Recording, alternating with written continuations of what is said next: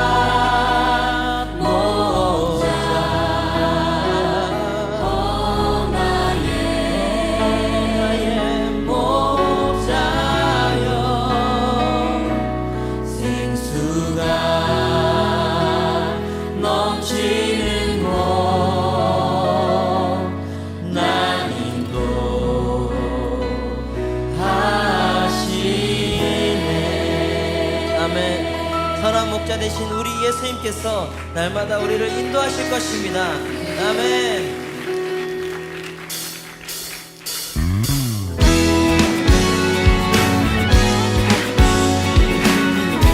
우리 예수님께서 우리를 인도하실 것을 신뢰하십니까? 우리 매일매일 삶 주님만 따라 삽시다.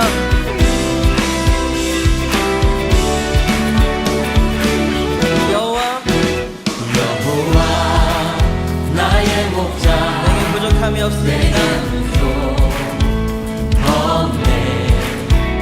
푸른 조장 위에 나의 몸 누이시네.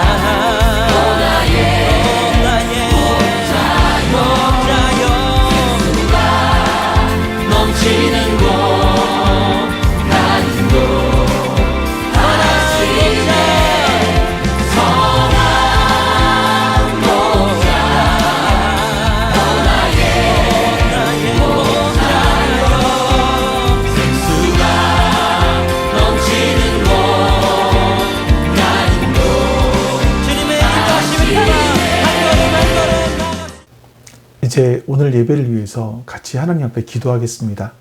옆에 기도 제목 보시면서 우리 같이 기도합니다. 내 백성은 하나님께서 오늘도 우리 안에 함께 해주셔서 포기 못하니 아버지 하나님 내 모든 것 내어주고 아버지 하나님 나 그들을 얻으리라. 여호와께 돌아가자. 함께 우린 돌아서도 아버지 하나님 그는 변치 않네. 여호와께 돌아가자. 우린 넘어져도 그 사랑 영원하네.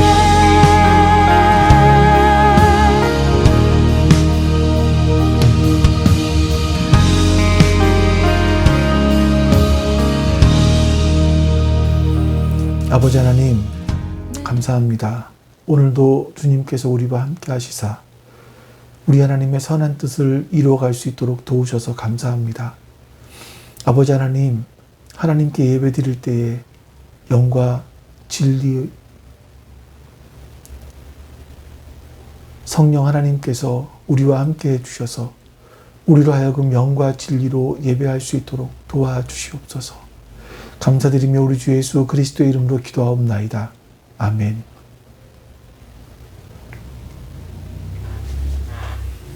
네, 우리 시간 같이 하나님 말씀 보겠습니다. 오늘 말씀은 누가복음 7장 1절부터 10절까지 말씀입니다. 누가복음 7장 1절부터 10절입니다. 예수께서 자기의 모든 말씀을 백성들에게 들려주신 뒤에 가버나움으로 가셨다. 어떤 백부장의 종이 병들어 거의 죽게 되었는데 그는 주인에게 소중한 종이었다. 그 백부장이 예수의 소문을 듣고 유대 사람들의 장로들을 예수께로 보내어 그에게 청하기를 와서 자기 종을 낫게 해달라고 하였다. 그들이 예수께로 와서 간곡히 청원하기를 그는 선생님에게서 은혜를 받을 만한 사람입니다. 그는 우리 민족을 사랑하는 사람이고 우리에게 회당을 지어주었습니다 하였다. 예수께서 그들과 함께 가셨다. 예수께서 백부장의 집에서 그리 멀지 않은 곳에 이르렀을 때에 백부장은 친구들을 보내어 예수께 이렇게 아뢰게 하였다. 주님, 더 수고하실 것 없습니다. 저는 주님을 내 집에 모셔드릴 만한 자격이 없습니다. 그래서 내가 주님께로 나아올 엄두도 못 냈습니다. 그저 말씀만 하셔서 내 종을 낫게 해 주십시오. 나도 상관을 모시는 사람이고 내 밑에도 병사들이 있어서 내가 이 사람더러 가라고 하면 가고 저 사람더러 오라고 하면 옵니다. 또 내 종더러 이것을 하라고 하면 합니다. 예수께서 이 말을 들으시고 그를 놀랍게 여기시어 돌아서서 자기를 따라오는 무리에게 말씀하셨다. 내가 너희에게 말한다. 나는 이스라엘 사람 가운데서는 아직 이런 믿음을 본 일이 없다. 심부름 왔던 사람들이 집에 돌아가서 보니 종은 나아 있었다. 아멘. 어제 제가 우리나라 인구 동향을 좀 살펴봤습니다. 2023년 통계를 보니까 개신교 신자의 숫자가 10년 전에 비해서 약 200에서 300만 명가량 줄어들었다. 그래서 2023년도에는 770만 명 선으로 집계가 되었습니다. 이런 종교 인구의 감소 현상은요, 개신교에만 나타나는 것이 아니라 불교, 천주교 다 이런 종교계 전반에 나타나는 그런 현상인 것 같습니다. 구체적으로 보면 2004년도에 19세에서 29세까지의 종교 인구가 49%였습니다. 30대 종교 인구는 52%였었죠. 그런데 2022년도에 들어서면서 19세에서 29%는 19%로 떨어졌고요. 30대는 25%까지 떨어졌습니다. 2023년도에 한국인의 종교생활과 신앙의식 조사 결과를 보면 만 19세 이상 한국 성인 중에 2022년도 기준 종교인이 37%, 무종교인이 63%로 집계됐다고 합니다. 그 종교인 비율이 30%대로 하락한 것은 그 조사 이후 처음이라고 하는 거죠. 이렇게 종교 인구가 감소하는 것은 일각에서는 과학기술의 발전 때문이다라고 말하기도 합니다. 하지만 제가 보기에 더 큰 것은요, 이 경제적인 풍요가 가져다 주는 이 세속화 현상, 이게 가장 큰 것일 것 같고, 또 한 가지는 사람들의 마음에 개인주의화 된 이런 마음인 것 같습니다. 왜 그렇게 생각을 하는가 하면, 이 전통 종교 인구는 감소하는데 그 이외에 무속인들은 점점 더 꾸준하게 증가를 하고 있다는 거죠. 한국 무신교 총연합회에서 2017년도에 자료를 조사한 것에 따르면 국내 무속인 플러스 역술인입니다. 까지 포함하면 60만 명 정도가 된다. 이렇게 이야기를 합니다. 무속인들은 30만 명 정도 되는데 이 역술인까지 포함을 하면 60만 명이 넘을 것이다. 이렇게 이야기를 하는 거죠. 특히 주목할 만한 부분이 있는데 이것은 이 사람들의 어떤 현대화된 영업 방식입니다. 카카오톡 또는 이메일 이런 디지털 플랫폼을 통해서 상담 서비스를 아주 활발하게 하고 있다는 겁니다. 현대인들에게 이런 현상이 나타나고 있는 것은 그들이 종교심이 사라져서라기보다 이게 점점 심해지는 개인주의 때문이 아닌가 싶어요. 그래서 나에게 무언가를 강요하고 억압하는 것 같은, 나를 규제하려고 하는 것 같은 그런 종교를 선택하기보다는 내가 필요에 따라 찾아가서 어떤 도움을 요청할 수 있는 어떤 무속 종교가 더 무속 종교 쪽으로 사람들이 더 많이 끌리는 것이 아닌가 하는 생각이 듭니다. 근데 여러분, 성경을 보시면 하나님께서는요, 무속 신앙을 엄격하게 금지하고 계십니다. 그래서 우리 그리스도인들이 어떤 이런 무속 신앙과 기독교 신앙의 차이를 여러분들이 바르게 인식하고 계셔야 한다라는 거죠. 이 무속 신앙의 핵심은 뭡니까? 나는 바뀌지 않습니다. 근데 신의 마음을 바꾸는 거예요. 신이 하고 싶어 하는 일들을 바꾸는 거죠. 그래서 어떤 나의 재물이나 어떤 능력으로 신을 달래는 겁니다. 얼르는 겁니다. 그래서 자신이 소원하는 것들을 성취하게 하는 것. 자신에게 닥칠 어떤 미래의 힘든 일들을 피하는 것. 이게 무속신앙의 목적인 겁니다. 이러다 보니까 온 오프라인으로 아무리 많은 점을 본다고 해도 또 어떤 신에게 수만 번 절을 한다고 해도 무속신앙으로는요, 사람이 바뀌질 않습니다. 사람이 조금 더 거룩하게, 조금 더 진실되게 바뀌어지지는 않습니다. 왜냐하면 무속신앙을 의지하는 사람은 처음부터 내가 변화될 마음이 없습니다. 신을 바꾸어 놓으려고 하는 거죠. 근데 기독교 신앙은 절대자이신 하나님 앞에서 자신이 변하고 내가 새로운 삶을 사는 것이 핵심이에요. 하나님의 능력을 이용해서 내가 원하는 것을 받아내거나 내 뜻을 성취하려는 것이 아니라 하나님이 원하시는 하나님의 뜻에 내가 순종하게 되는 겁니다. 하나님의 뜻이 아닐 때는 나의 뜻을 접는 것. 이게 기독교 신앙의 핵심입니다. 그래서 기독교 신앙을 이야기할 때는 자기 부인을 이야기하고 자기 십자가를 지라, 이런 말씀을 하고 있는 거죠. 자기 부인하는 것, 자기 십자가를 지는 것, 이런 일이 없다면 우리는 하나님의 뜻에 순종할 수 없습니다. 그렇기 때문에 내 삶이 변화될 수도 없는 겁니다. 그래서 바른 믿음을 가진 사람들은요, 영적으로 성장하게 되고 진실하고 거룩하게 성숙해 갈 수 있게 되는 겁니다. 자, 오늘부터는요, 누가복음 7장을 살펴보게 되는데 6장에서는 예수님께서 12제자들을 택하시고 또 주님을 따르는 사람들에게 하나님 나라 백성은 어떤 삶을 살아야 되는지, 주님의 제자는 어떤 길을 걸어가야 되는지, 구원받는 그리스도인에게 어울리는 삶은 무엇인지, 이런 것들을 쭉 우리에게 말씀해 주셨습니다. 이 말씀을 산 아래 있는 평지에서 했다라고 했기 때문에 우리는 그 말씀을 평지수훈이다, 이렇게 얘기합니다. 예수님께서는 하나님 나라의 백성이자 예수님의 제자인 우리가 하나님께만 소망을 두는 그런 사람인, 가난한 사람이 되어야 된다. 또 배고픈 사람이 되어야 되고 우는 사람이 되어야 된다라고 말씀하셨습니다. 또 우리는 하나님의 자비하심을 본받아서 자비한 사람이 되어야 되고요. 무엇보다 자신의 삶과 믿음을 반석, 예수 그리스도와 주님의 말씀 위에 세워가야 된다. 그런 존재라, 이렇게 말씀해 주셨습니다. 본문은 그 다음의 일입니다. 우리 한번 1절 말씀을 보도록 하겠습니다. 예수께서 자기의 모든 말씀을 백성들에게 들려주신 뒤에 가버나움으로 가셨다. 자, 본문의 내용은요, 백부장의 종을 고쳐주신 사건이죠. 자, 그리고 이 말씀은 마태복음 8장 5절에도 기록되어 있는 말씀입니다. 본문의 내용이 이 평지수훈 다음에 기록되어 있습니다. 마태복음 역시 산상수훈 이후에 기록되어 있는데, 이 마태복음에는 이 산상수훈과 백부장의 종을 고쳐주신 사건 사이에 나병 환자 한 명을 고쳐주신 사건이 기록되어 있기는 합니다. 그러니까 마태복음은 예수님의 말씀과 행하신 일을 주제별로 정리한 책이고요. 누가복음은 예수님께서 말씀하시고 행하신 일을 순서대로 기록한 책이다. 이렇게 우리가 사도행전에서 배워서 알고 있습니다.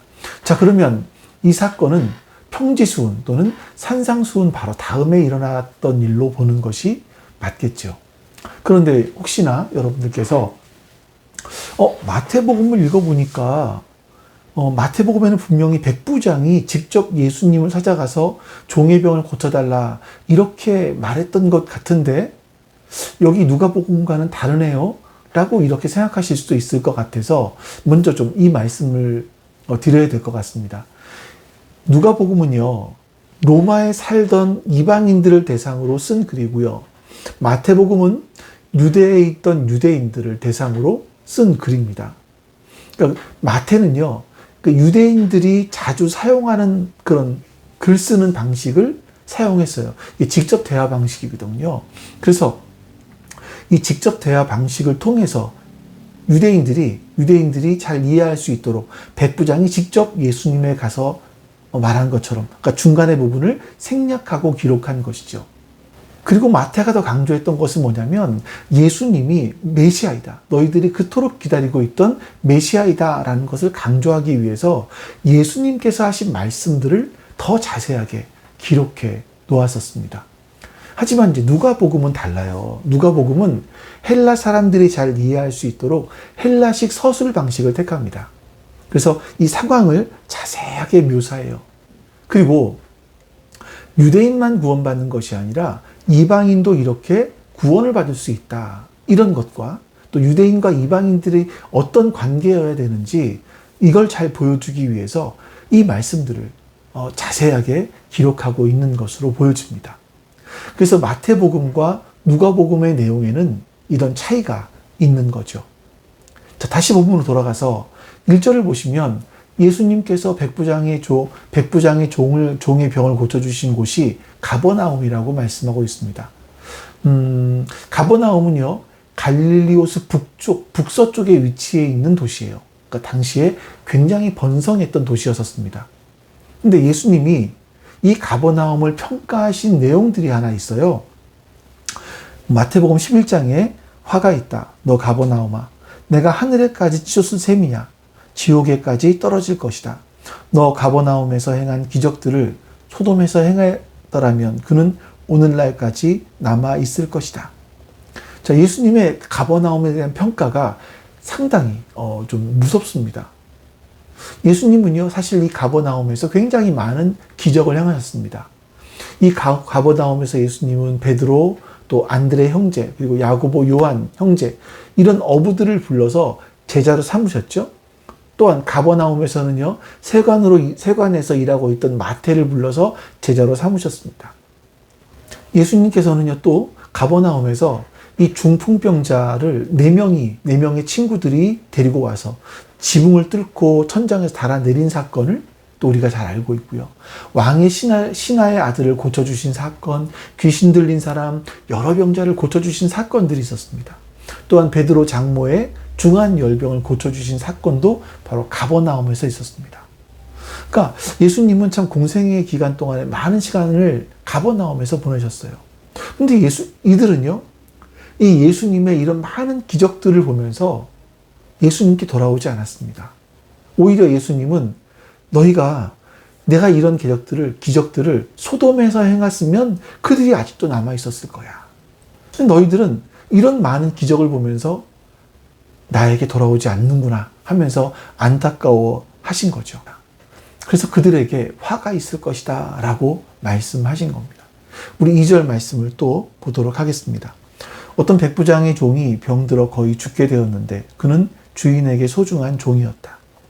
자, 이 가버나움에 어떤 백부장이 있었다라고 말을 합니다.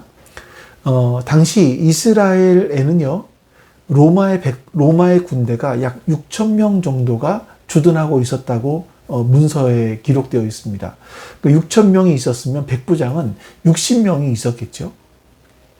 당시 이 백부장은 상당히 높은 직책이었습니다. 그런데 이 백부장의 종이 병들어서 거의 죽게 되었다. 이렇게 말씀을 하고 있습니다. 마태복음에 보면 이 백부장의 종이 걸린 병이 중풍, 그러니까 뇌졸중을 앓고 있었다라고 이렇게 말을 합니다. 3절입니다. 그 백부장이 예수의 소문을 듣고 유대 사람들의 장로들을 예수께 보내어 그에게 청하기를 와서 자기 종을 낫게 해달라고 하였다. 자, 그런데 여러분, 이방인이었던 백부장이 유대인 장로들에게 부탁을 했다? 그리고 이 장로들이 예수님께 그 부탁을 듣고 와서 예수님께서 이 백부장의 종을 치유해 주시기를 청원했다? 여러분, 사실 이건 굉장히 특별한 일입니다. 당시에 주인과 종이라는 존재는요. 그래서 이런 말이 있었어요. 당나귀와 종의 차이점이 뭐냐라고 했을 때 종은 말을 할 줄 알고 당나귀는 말을 할 줄 모른다. 이런 차이밖에 없다라고 말을 했었습니다. 그러니까 종이나 당나귀나 일하는 도구에 불과했다라는 거예요. 특히 종들은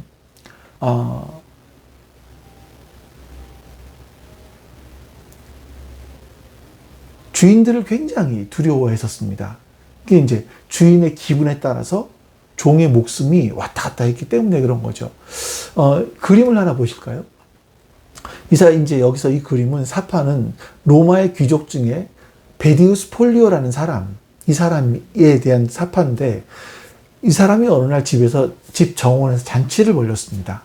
그런데 한 종이 술과 술잔을 나르다가 실수로 이 비싼 술잔 하나를 떨어뜨려서 깨트려 버리고 말았어요. 이러자 베디우스 폴리오는요, 다른 종들에게 즉시 이 종을 들어서 마당 안에 있는 연못에 던지라고 했었습니다. 그리고 연못 안에는요, 칠성장어떼를 키우고 있었고 그 종은 이 칠성장어떼의 먹이가 되었다라는 기록이 있습니다. 그러니까 이렇게 종은요, 주인의 기분에 따라서 자신의 목숨이 왔다 갔다 하는 때가 바로 이때였다라는 거죠. 그런데 여러분, 백부장에게는요, 이 병든 종이 소중한 존재였다라고 말을 합니다. 사실 종을 당나귀와 같이 여기는 시대에 백부장의 종이 아무리 유능하다 할지라도 중풍으로 죽어가고 있으면 쓸모가 없잖아요. 노동력의 가치, 상품의 가치, 이런 게 다 없어진 거잖아요. 자, 그럼에도 불구하고 이 주인은, 백부장은 이 종을 소중하게 생각했다. 그래서 유대인 장로들에게 부탁을 하고 유대인 장로들은 예수님께 와서 이 종을 치유해 주시기를 청원하게 되었다. 이렇게 말을 합니다. 여러분, 장로들이 예수님께 와서 이렇게 말을 해요. 4절부터 5절입니다. 그들이 예수께로 와서 간곡히 탄원하기를, 그는 선생님에게서 은혜를 받을 만한 사람입니다. 그는 우리 민족을 사랑하는 사람이고 우리에게 회당을 지어주었습니다. 하였다. 자, 이 장로들은요, 유대인 장로들은요, 예수님께 간곡히 탄원했다라고 말합니다. 이 간곡히라는 말이 그 뜻이, 원래 뜻이 열심이라는 의미가 있거든요. 그러니까 유대인 장로들이 자신의 나라를 지배하고 있는 이방인, 그 이방인들, 이방인 군인 장교인 백부장의 요청을 대신해서 예수님께 와서 간절히 탄원했다. 여러분, 이건 일반적이지 않습니다. 또 그 내용이 백부장의 집에 있는 종의 병을 고쳐달라라는 것 역시 일반적인 내용이 아닙니다. 또한 이것은요, 백부장이 예수님께 자기 종을 치유해 주시기를 요청하는 것과 같은 거잖아요. 근데 이건 당시 사람들이 전혀 생각하지 못한 그런 일들이었었습니다. 유대인 장로들은 예수님께 그 백부장은 선생님에게서 은혜를 받을 만한 사람이다 라고 말을 해요. 그만한 가치가 있는 사람이다 라는 거죠. 그리고 5절에서 그 이유를 이렇게 말을 합니다. 다시 한번 보죠. 그는 민족을 사랑하는 사람이고 우리 민족을 사랑하는 사람이고 우리에게 회당을 지어주었습니다. 이렇게 말을 합니다. 그렇기 때문에 병을 고쳐주어도 된다라고 말을 하는 거죠. 여러분, 이것이 세상 사람들이 일반적으로 생각하고 있는 자비예요. 베푸는 자비. 저 사람은 우리에게 도움을 받을 만한 가치가 있기 때문에 우리는 저 사람을 도와주어야 합니다. 라는 거죠. 근데 여러분, 하나님은 어떠십니까? 하나님께서 우리에게 자비를 베푸셔야 될 만한 이유가 있습니까? 없습니다. 근데 하나님은 우리에게 아무런 이유 없이 자비를 베풀어 주신 분이세요. 하나님은 우리에게 우리가 생각하는 것보다 더 풍성하신 분이시고 더 풍성한 은혜를 베푸시는 분이시고 훨씬 더 큰 복을 주시는 분이 바로 우리의 하나님이시죠. 자, 근데 여러분, 우리 그리스도인들이 하나님을 생각할 때 세상 사람들이 생각하는 것과 비슷하게 생각하는 것 같아요. 어떤 하나님과의 관계를 생각하면서 조건적이고 또 어떤 보상적인 관계로 맺으려고 하는 경우들이 있는 것 같습니다. 하나님, 저에게 무엇을 해주시면 저도 무엇을 하겠습니다. 이런 기도를 하죠. 하나님, 제가 무엇을 했으니까 하나님 저에게 무엇을 해주십시오 라고 기도합니다.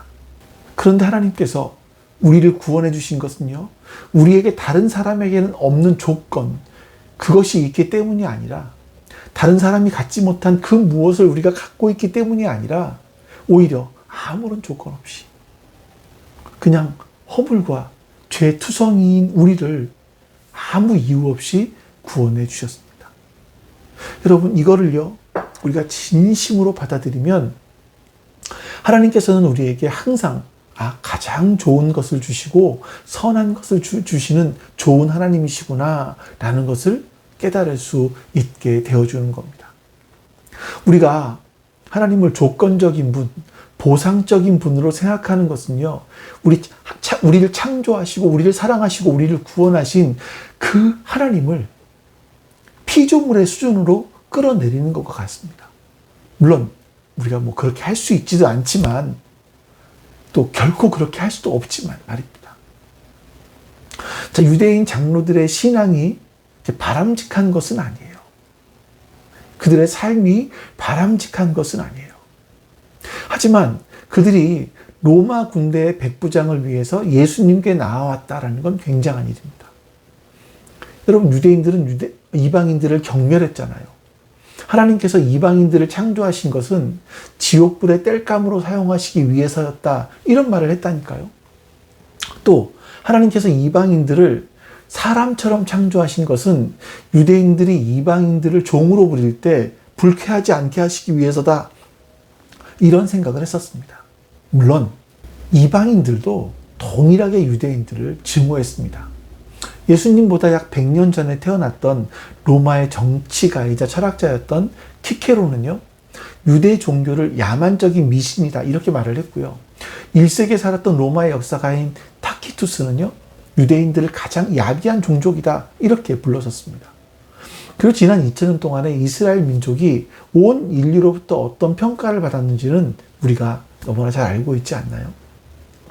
그래서 유대인 장로들이 이 이방인 백부장을 위해서 예수님께 나아왔다라는 것은 아주 굉장히 특별한 일이다라고 말씀드릴 수가 있을 겁니다.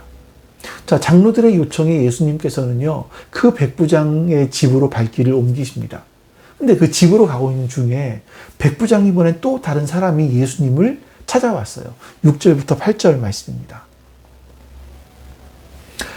예수께서 그들과 함께 가셨다. 예수께서 백부장의 집에서 그리 멀지 않은 곳에 이르렀을 때에 백부장은 친구들을 보내어 예수께 이렇게 아뢰게 하였다. 주님, 더 수고하실 것 없습니다. 저는 주님을 내 집에 모셔드릴 만한 자격이 없습니다. 그래서 내가 주님께로 나아올 엄두도 못 냈습니다. 그저 말씀만 하셔서 내 종을 낫게 해 주십시오. 나도 상관을 모시는 사람이고 내 밑에도 병사들이 있어서 내가 이 사람더러 가라고 하면 가고 저 사람더러 오라고 하면 옵니다. 또 내 종더러 이것을 하라고 하면 합니다. 장로들은 예수님께 와서 이 백부장은 선생님의 도움을 입을 만한 충분한 가치가 있는 사람입니다 라고 말을 해요. 근데 백부장은 지금 다른 사람을 보내서 저는 예수님 당신을 나의 집으로 모셔드릴 만한 자격이 없는 사람입니다, 이렇게 고백을 하는 거죠. 백부장은 자기 집에 이 예수님이 방문하실 정도의 가치가, 자기 집은 예수님이 방문하실 정도의 가치가 있지 않다, 이런 말을 하는 겁니다. 당시 유대인의 율법에는요, 이방인들이 살던 곳은 부정한 곳이다라는 이런 규정이 있었습니다. 그러니까 예수님이, 정말 하나님의 일을 하는 그 예수님이 자기의 집으로 들어오시면 예수님이 부정하게 취급받을까 봐, 그것은 안 된다. 그러니 내 집에 오지 마시고 말씀만 하셔라. 말씀만 하시면 자기 종이 낫게 될 것이라고 믿는다. 이런 고백을 하는 겁니다. 여러분, 이런 고백은 이 백부장이 예수님과 예수님의 말씀을 얼마나 절대적으로 신뢰하고 있는지를 우리에게 보여주고 있는 거죠. 자, 백부장의 이 고백을 들으시고 예수님이 이렇게 말씀하십니다. 9절과 10절 말씀. 예수께서 이 말을 들으시고 그를 놀랍게 여기시어 돌아서서 자기를 따라오는 무리에게 말씀하셨다. 내가 너희에게 말한다. 나는 이스라엘 사람 가운데서는 아직 이런 믿음을 본 일이 없다. 심부름 왔던 사람들이 집에 돌아가서 보니 종은 나아 있었다. 이 말씀 보니까 예수님께서 깜짝 놀랐다라고 말씀을 하십니다. 그러니까 복음서를 보시면 예수님이 놀라시는 장면이 두 번이 기록되어 있습니다. 한 번은요, 예수님께서 고향에서 하나님 나라 복음을 전하시면서 여러 병자들을 고치시는 사역을 하십니다. 그럼에도 불구하고 사람들이 예수님을 믿지 않아요. 그것을 이상히 여기셨다라고 말씀하는데, 이상하게 여기셨다라는 말씀이 놀랐다라는 단어예요. 또 한 번이 본문입니다.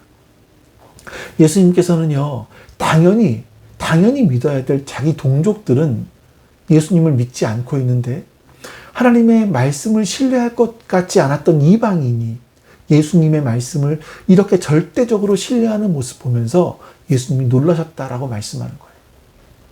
그런데 오늘 본문은 예수님께서 죽어가는 중풍병자를 살리셨다, 여기에 초점이 있는 것이 아니고요.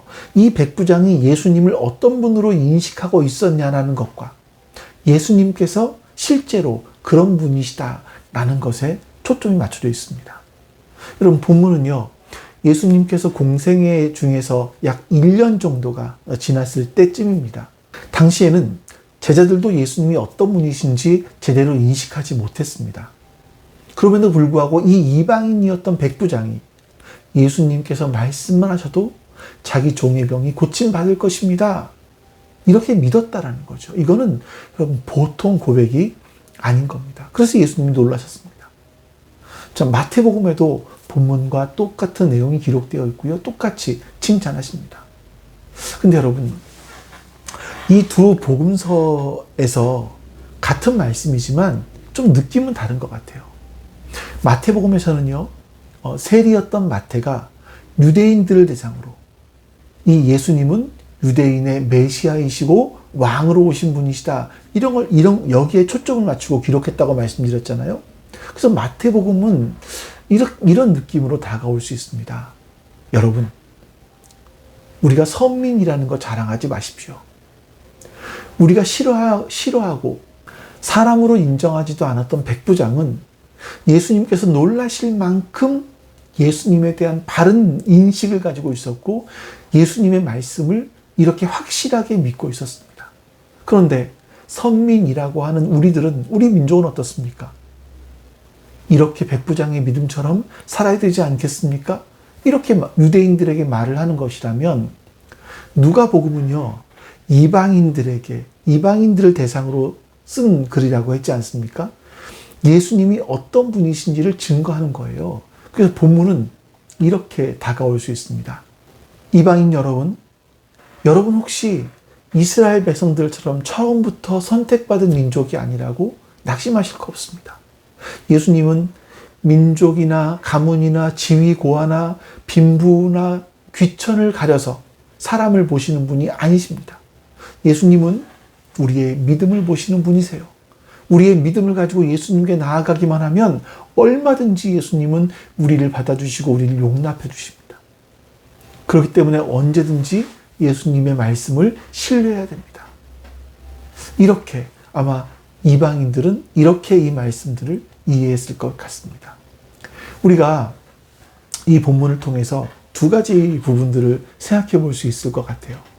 첫 번째는요, 바른 믿음은 바로 예수님의 말씀을 신뢰하는 데에서부터 시작된다는 겁니다. 시편 107편 20절 말씀을 보겠습니다. 단 한마디 말씀으로 그들을 고쳐주셨고 그들을 멸망의 구렁에서 끌어내어 주셨다. 하나님께서는요, 말씀을 보내셔서 우리의 인생을 고치시고 새롭게 하시기도 하시고, 다양한 인생의 구렁텅이에서 빠져나오지 못한 사람들을 건져주시는 분이세요. 백부장은 예수님의 말씀에 절대적인 신뢰를 두고 있었습니다. 예수님께서 말씀만 하셔도 그 말씀이 자기 종을 고칠 수 있을 것이라고 하는 절대적인 신뢰를 가지고 있었던 겁니다. 즉, 여러분, 바른 믿음이라는 건 무속인을 찾아가서 무조건 빈다고, 많이 빈다고, 열심을 간절히 빈다고 믿음이 커지는 것이 아니라 주님의 말씀을 믿는 데서부터 시작된다라는 겁니다. 그래서 하나님의 말씀을 떠나서는요, 하나님의 백성다운 백성이 되거나 주님의 제자다운 제자가 될 수 없다라는 것. 우리는 하나님의 말씀을 신뢰하고 의지해야만 그리스도인, 신실한 그리스도인으로 성숙해 갈 수 있다는 것을 기억하셔야만 합니다. 사람들이 어떤 특별한 일, 내 마음이 감동되는 일, 어떤 짧은 기간 동안 열정을 낼 수 있을지는 몰라요. 그러나 말씀을 떠나 있으면 그 열정은 종교적인 어떤 경험이 될 수는 있을지는 몰라도 자신의 믿음을 성숙하게 이끌어주지는 못한다는 것을 여러분 기억하셔야 합니다. 자, 두 번째, 우리의 현재의 믿음은요, 현재의 모습은 누군가의 헌신, 누군가의 믿음의 결과였다라는 거예요. 자, 오늘 본문의 내용을 이 백부장의 종의 입장에서 보면 어떨까요? 원래 종에게는 아무런 인권도 없었고 그냥 집에서 일하는, 주인의 집에서 일하는 종의 어떤 짐승 같은 그런 존재였습니다. 근데 심한 병까지 들었으니 이제는 모든 것이 끝났다고 생각을 했을 거예요. 그런데 자기 주인이었던 백부장이 자신을 위해서 유대인 장로들에게 부탁을 해서 예수님께 그들을 보내서 자신의 병을 고쳐주었다. 자신의 또 친구들을 보내서 예수님께 청원했다. 이게 사실 얼마나 감격스럽겠습니까? 이 종은 자기의 병이 낫기 위해서 자신이 한 일은 아무것도 없습니다. 그건 순전히 주인의 믿음이었기 때문이죠. 여러분, 우리 역시 부모님에게, 우리의 배우자에게, 자녀에게, 믿음의 지체들에게 사실은 사랑의 빚을 지고 있는 사람들입니다. 오직 하나님의 말씀만 믿고 기도하면서 우리를 섬겨준 사람들이 있었기 때문에 우리가 어쩌면 이 자리에 있을 수 있었다고 말씀드릴 수 있을 겁니다. 예수 그리스도는 태초부터 말씀으로 존재하셨고 또 그 말씀이 곧 하나님이셨습니다. 또 그 말씀이신 주님께서 우리를 영원히 구원하기 위해서 이 땅에 오셨습니다. 예수님의 말씀은 우리의 생명입니다. 그렇기 때문에 우리는요, 예수님의 말씀으로 살아야만 합니다. 그럴 때 우리의 믿음이, 우리가 연약한 존재라고 할지라도 예수님의 말씀이 진리의 말씀이시고 생명의 말씀이시고 살아 역사하는 말씀이시기 때문에 우리의 삶을 고치시고 새롭게 하실 것입니다. 그렇기 때문에 우리가 항상 하나님의 말씀을 보면서 그 말씀과 함께 우리가 삶을 살아갈 때 우리의 삶에는 참된 소망이 있을 줄로 믿습니다. 우리 이 시간 같이 하나님 앞에 주기도문으로 기도하겠습니다. 기도합니다.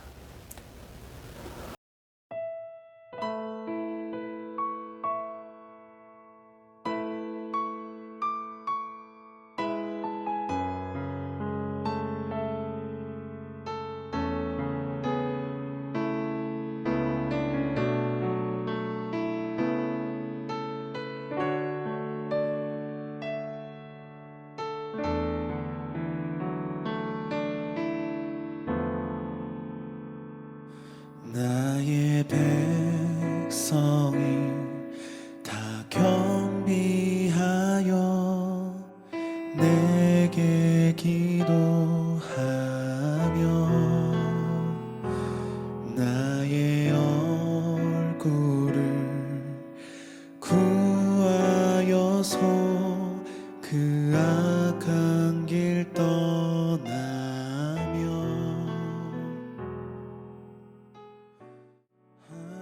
하늘에서 듣고 죄를 사하며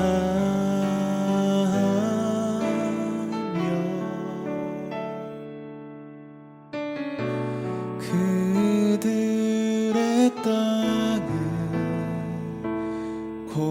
고치리라.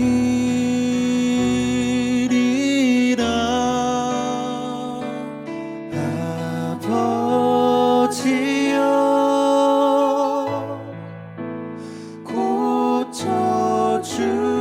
고쳐주소서.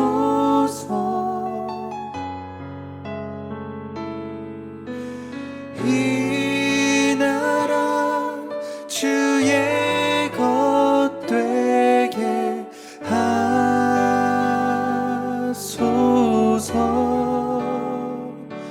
주 하나님 간절히 기도하오니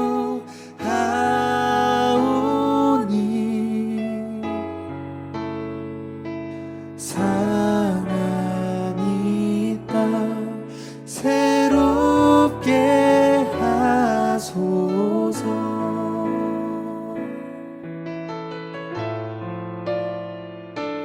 무릎 꿇고 다 겸비하여 주께 기도하리.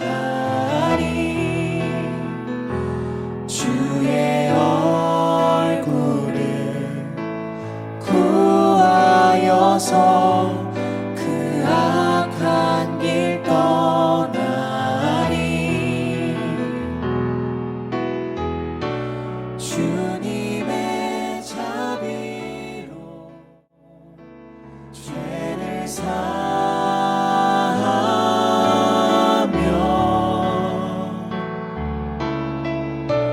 주님의 자비로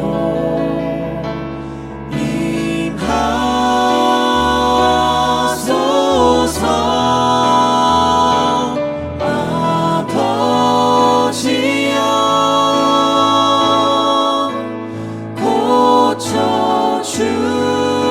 고쳐주소서.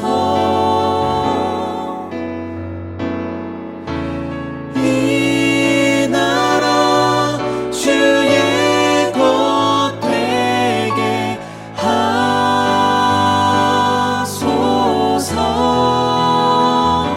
주 하나님 간절히 기도하오니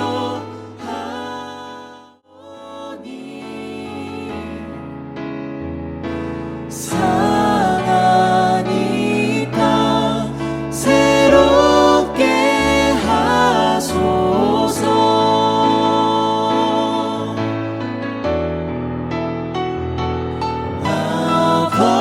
아버지여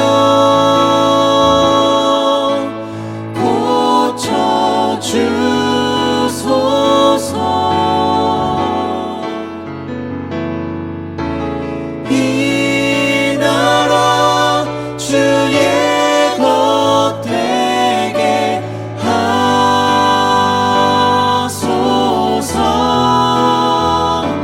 주 하나님 간절히 기도하오니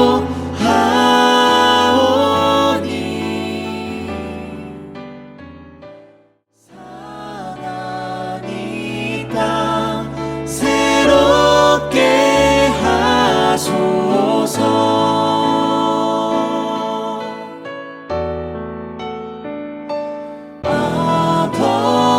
아버지여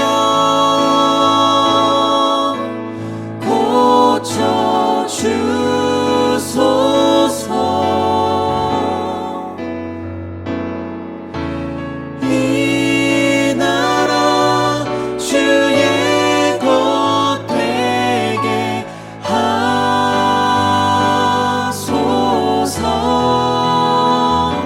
주 하나님 간절히 기도하오니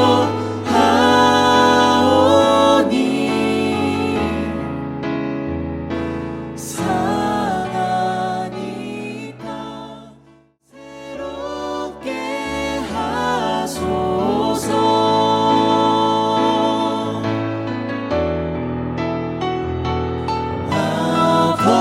아버지여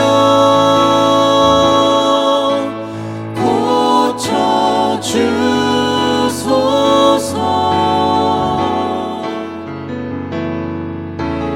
이